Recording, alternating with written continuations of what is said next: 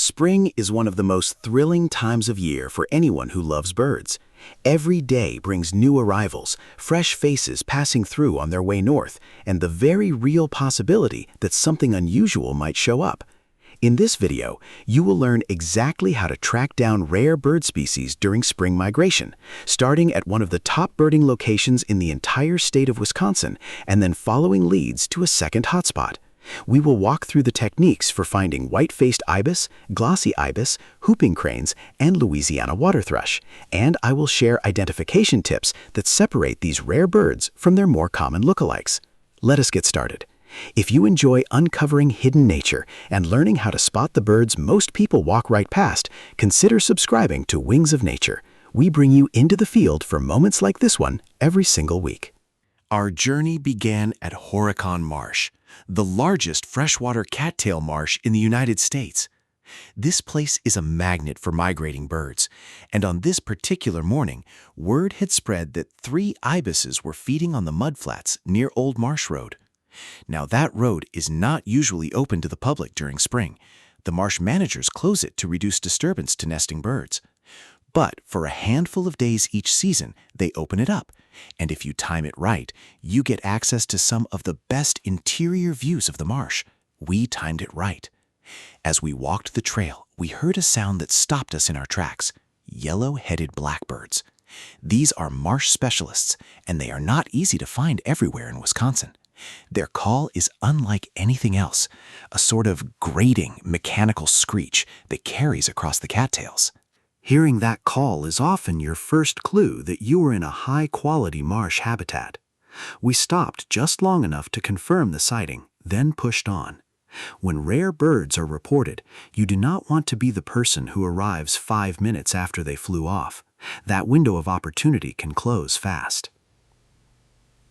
We reached the spot where other birders had gathered, and there they were, 3 ibises working the mud. 2 were white-faced ibises, and 1 was a glossy ibis. At first glance, these 2 species look very similar. Both have that curved, downturned bill and that rich chestnut body. But there are key differences. The white-faced ibis has a thin white border around the bare skin on its face, and its eyes are red. The glossy ibis has a darker face with a blue-gray tint and darker eyes. In breeding plumage, the white-faced can also show a pinkish wash on the wing coverts. When you see them side by side, the differences become obvious. But when you only see one bird at a distance, you have to be deliberate about checking those field marks. The ibises were not alone. Mixed in with them were black-necked stilts, another species that was once considered rare in Wisconsin, but has now established a small breeding population at Horicon. Stilts are unmistakable, with those impossibly long pink legs and sharp black and white plumage. Watching them feed alongside the ibises was a reminder that rare birds often attract other rare birds. The same habitat features that appeal to one unusual species will appeal to others. If you are looking for rarities, pay attention to the whole scene, not just the target bird. After a long, satisfying look, the ibises eventually lifted off and disappeared over the marsh.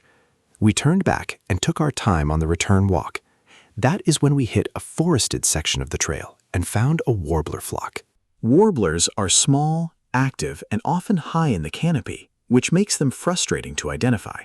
But this flock gave us good views. Yellow-rumped warblers were the most common, and they are easy to spot with that bright yellow patch on the rump and the yellow spots on the sides. Mixed in was a pine warbler, a species that is more habitat-specific than many of its relatives. Pine warblers prefer open pine woods, so finding one in a swampy forest corridor was a nice surprise. The key to picking out a pine warbler is its unstreaked olive back, its yellow throat and breast, and its relatively thick bill. It also has a distinct trilled song that sounds richer and slower than the thin, wiry songs of some other warblers. Learning that song can save you a lot of time searching through branches. We made a quick stop at one of the visitor centers to pick up purple martins, another first-of-year bird, then started the auto tour loop. The auto tour is usually productive, but on this day it felt quiet. That changed when I spotted a white shape in a distant field. It was big, it was bright, and it was a whooping crane. Whooping cranes are one of the rarest birds in North America. They came within a hair of extinction in the 1940s, with only about 20 individuals left in the wild. Through intensive conservation efforts, their numbers have climbed to several hundred, but they are still critically endangered. Seeing one in Wisconsin during migration is a reminder of how fragile recovery can be. This bird was foraging in a farm field adjacent to the marsh.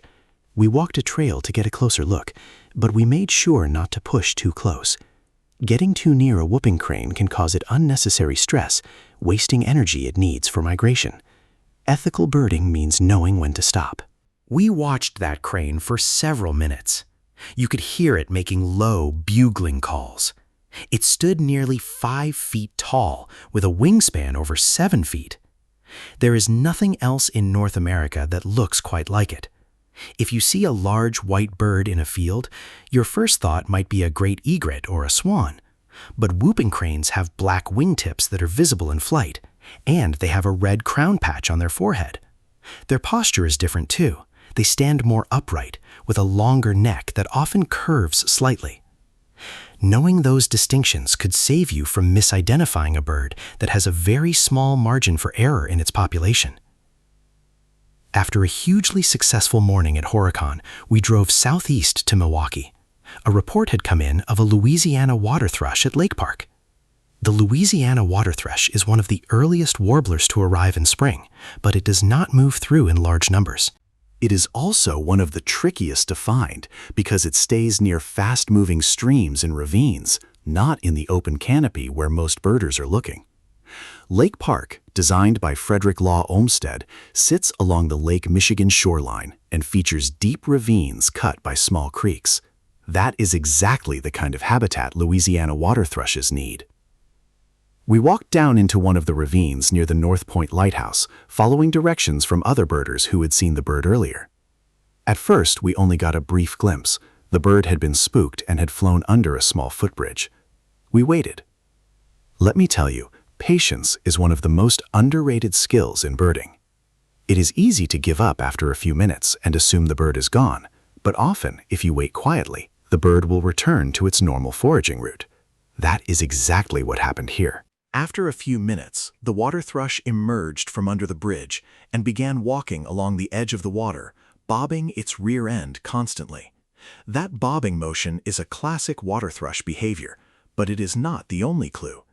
Identifying Louisiana versus northern water thrush can be tricky. Many birders struggle with it. The most reliable field mark is the eyebrow, or supercilium. The Louisiana water thrush has a white eyebrow that is broad behind the eye and tapers toward the front. The northern water thrush has a narrower, more yellowish eyebrow that is more uniform in width. Louisiana also has a cleaner white throat, less streaking on the underparts, and a pinkish tint to the base of the lower mandible.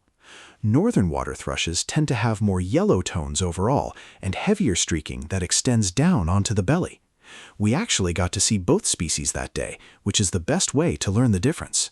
Side-by-side comparison is worth more than 1,000 pages of field guide descriptions. By the time we left Lake Park, we had logged 4 rare species in a single day: white-faced ibis, glossy ibis, whooping crane, and Louisiana water thrush. That is an exceptional day by any standard, but it did not happen by accident. It happened because we knew where to go. We paid attention to reports from other birders, and we stayed patient when the birds were not immediately cooperative. If there is one thing to take away from this trip, it is that spring migration rewards preparation. Learn the habitats your target species prefer, learn their calls, and learn to recognize the places where rare birds are most likely to appear. Horicon Marsh is one of those places. Lake Park is another. But every state has its own versions of these hotspots. Find them.